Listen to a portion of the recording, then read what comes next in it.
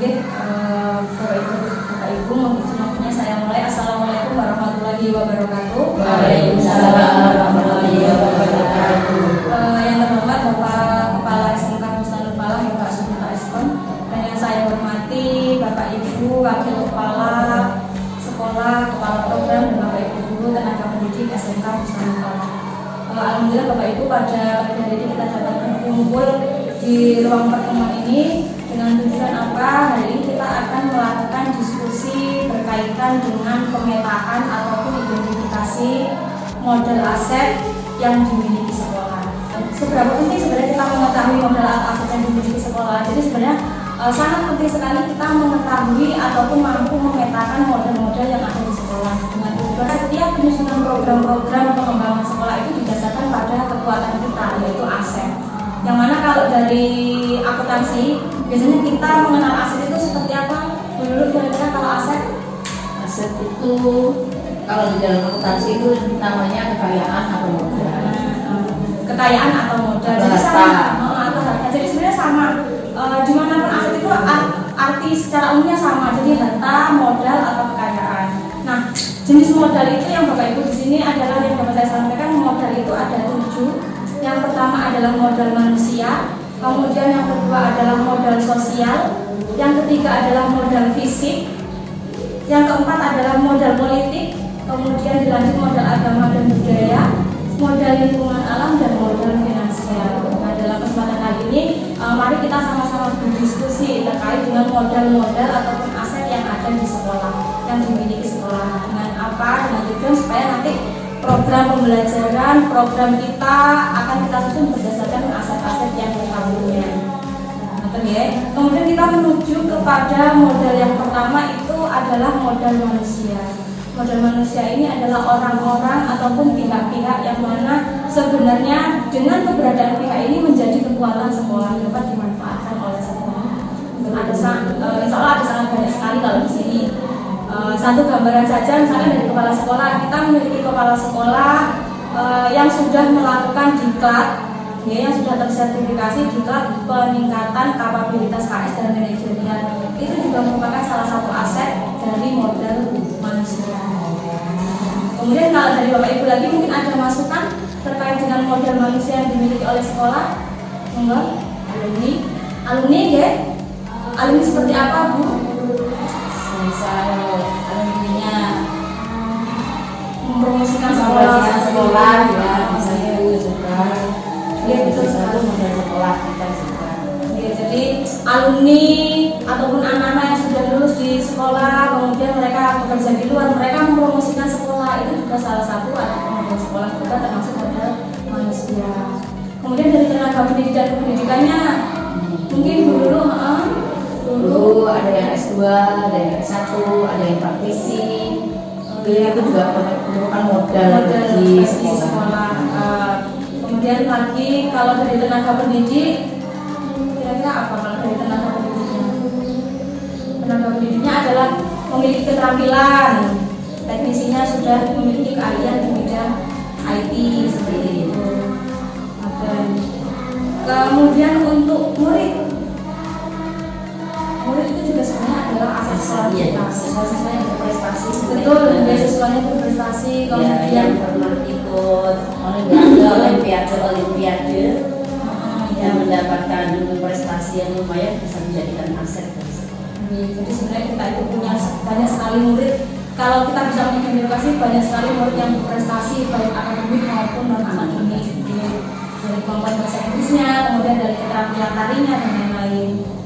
Ada juga modal manusianya adalah komite, yang mana komite selalu aktif menjalin komunikasi antara pihak sekolah dengan pihak wali murid.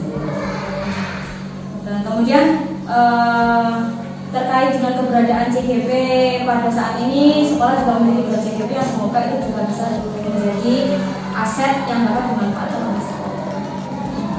Lanjut ke modal berikutnya Bapak Ibu, terkait dengan modal manusia, apakah masih ada lagi? Masyarakat sekitar Kemudian pengawas, pengawas sudah kompeten di bidangnya. Kita memiliki pengawas SMK, beliau Pak Ahmad Sudarto, yang memang sangat kompatibel sekali untuk mendampingi kita. Nah, yayasan sekali Bapak Ibu. Kemudian dilanjut modal sosial. Modal sosial ini adalah keterkaitan antara pihak sekolah kemudian dengan komunitas-komunitas ataupun pihak-pihak luar yang membentuk komunitas. Kira-kira dari sini Bapak Ibu ada gambaran atau tidak modal sosial seperti apa? Contohnya seperti PKK atau biasa disebut dengan pusat berjalan khusus sebagai unit pelaksana yang memberikan pelayanan kepada siswa-siswanya yang mau bekerja, entah itu mau berusaha atau mau melakukan kuliah atau mau bekerja. Dan otomatis itu bekerja sama dengan Disnaker juga ya. Ada juga Bapak Ibu yang sering kita ikuti biasanya adalah MGE, dan juga modal sosial MGP kalau di BK, MGBK ya. Ada juga adalah komunitas keagamaan atau pondok pesantren yang mana kita masih dalam satu naungan ma'arif. Nah, itu sebenarnya juga salah satu modal sosial kita. Bagaimana kita dapat menanamkan nilai-nilai sosial melalui karakter pesantren. Berikutnya adalah modal fisik. Nah, modal fisik ini yang mungkin akan sangat membedakan pihak kita di SMK Pusat Sekolah dengan sekolah yang lain.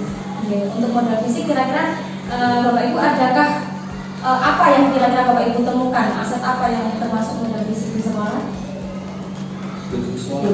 Gedung sekolah. Lantai 3. Lantai 3, kemudian ada prasarana yang sudah terpenuhi, ruang praktek. Ini kalau ini fisik sudah terlihat sekali ya Bapak Ibu, jadi secara kasat mata kita sudah bisa menemukan. Kemudian ada unit music center, ada studio di sana, ada smart, bangku smart, ya, asrama, oh iya, lab komputer, kantin sekolah, lab tata juga. Nah itu terkait dengan modal fisik banyak sekali, terlihat banyak sekali ya. Kemudian lanjut kita ke modal politik. Modal politik, jadi modal politiknya adalah kebijakan-kebijakan politik yang mana kebijakan itu sebenarnya dapat menjadi penguat kita untuk membanggakan sekolah. Kira-kira adakah contoh yang ditemukan oleh Bapak Ibu untuk modal politik?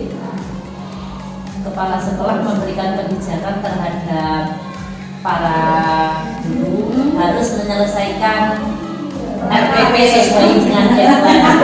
Oh ya, sesuai aturan. Kepala sekolah berhak menentukan kebijakan seperti itu. Itu adalah wewenangnya kepala sekolah untuk pengembangan guru juga. Iya, RPP administrasinya juga kan RPP kan pegangan guru. Oke, satu yang jelas adalah administrasi dari sekolah dalam rangka mengelola administrasi. Kemudian ada juga tadi kebijakan sekolah, kepala sekolah untuk mewajibkan guru aktif mengikuti MPN, ikut seminar, ikut workshop yang mana kita punya target 1 tahun 2 sertifikat. Juga kebijakan sekolah untuk pengembangan sekolah lebih baik. Kemudian ada lagi Bapak Ibu yang sering diikuti oleh guru kejuruan adalah reskilling upskilling. Ya Pak, itu sebenarnya adalah kebijakan yang dari Dirjen Vokasi juga. Bagaimana mewajibkan mengoptimalkan program-program yang ada di pemerintah untuk dapat dimanfaatkan oleh semua guru yang ada di sekolah untuk mengembangkan kompetensinya. Secara tidak langsung kompetensi ini nanti akan berdampak baik kepada masyarakat. Gurunya tambah pintar. Gurunya tambah pintar dengan akan berdampak kepada siswa. Kepala sekolah memberikan kebijakan untuk selalu menitipkan anak didiknya mengikuti olimpiade dan itu memang model politik yang ada di kepala sekolah sebenarnya. Model politik. Guru di sekolah. Setuju. Nampak 5. Ketertiban guru. sebagai contoh tahu saja jadi sebelum kita siswa siswa datang terlambat sebenarnya kita seharusnya membenahi sendiri. Jadi untuk bisa hadir tepat waktu. Merasa nih.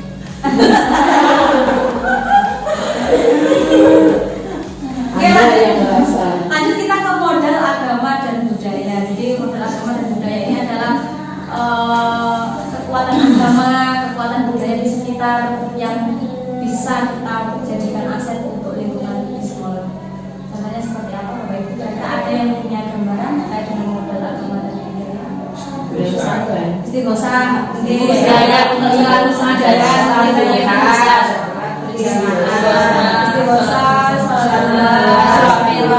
Membiasakan diri untuk mengaji. Kemudian istighosa ahad pon itu juga sebenarnya modal agama dan budaya juga. Itu kemudian untuk peringatan hari besar, Iya, peringatan ya, maulid nabi, semuanya sebenarnya adalah aset-aset kita yang mungkin ini tidak dimiliki oleh sekolah lain, tidak dijalankan oleh sekolah lain. Yang penting ahad pon. Ahad pon. Itu aset, jangan sampai ahad pon ditinggalkan. Ciri khas SMK Bustanul Hari besarnya adalah ahad pon. Jangan sampai itu ditinggalkan, ini betul sekali. Ada lagi kira-kira sudah ya Kak? Sudah. Seperti itu. Berikutnya adalah modal lingkungan alam. Seperti contohnya kalau di sini kan banyak sawah, itu bisa digunakan untuk lipas, untuk mengadakan penelitian tentang pembelajaran yang dia sampaikan terhadap anak-anak. Misalkan pertumbuhan kecebong atau ya Bu. Iya. Jadi Pertumbuhan pohon ya. Di kolam saya ada. Di kolam saya ada. Sudah ada ruang metamorfosis ya. Kalau selama ini yang saya lihat Bu Ayu itu kalau membawa anak-anaknya ke sawah itu mengukur seberapa temperatur tanah membawa tanahnya. Jadi memanfaatkan lingkungan sekitar untuk pembelajaran. Kemudian ini mungkin yang terakhir adalah modal finansial. Ini juga bisa kita lihat secara kasat mata kalau modal finansial sumber-sumber keuangan yang menghasilkan yang dapat dimanfaatkan untuk sekolah. Ya, dari bos, ya contohnya bos, kemudian BPUPT, PSM, lanjut siswa budaya yang dulu, bantuan SAS, kemudian bantuan lain-lain mungkin yang bersumber dari APBN ataupun APBD. Harapannya apa? Harapannya dengan kita mengidentifikasi aset ini sebenarnya kita bisa melakukan penyusunan program. Kita mau mengadakan kegiatan misalkan yang berkaitan dengan kepekerjaan, kunjungan industri. Kita lihat modal finansial mendukung atau tidak. Kemudian modal politik mendukung atau tidak, modal sosial edukasi keberadaan ini mendukung atau tidak. Jadi sebenarnya seperti itu. Saling berkaitan. Ya, jadi jangan sampai kita menyusun program kemudian kita melihat apa sih nggak dulu ini sih nggak dulu, jangan sampai seperti itu. Jadi apa yang kita miliki ini adalah kekuatan kita, ini adalah aset kita, yaitu yang kita manfaatkan. Kalau kita melihat kekurangan sekolah kurang ini, akhirnya mau berjalan nggak akan ada habisnya, kita tidak akan memulai mengawali. Jadi pentingnya kita mengetahui apa modal yang kita miliki. Itu saja Bapak Ibu diskusi kita pada pagi hari ini. Terima kasih banyak atas partisipasinya, atas saran dan masukannya. Insya Allah nanti hasil pemetaan ini akan saya rangkum menjadi sebuah tabel yang mana nanti bisa kita jadikan acuan bersama untuk menyusun sebuah program yang berdampak pada kita tadi. Terima kasih atas perhatiannya. Wassalamualaikum warahmatullahi wabarakatuh. Waalaikumsalam.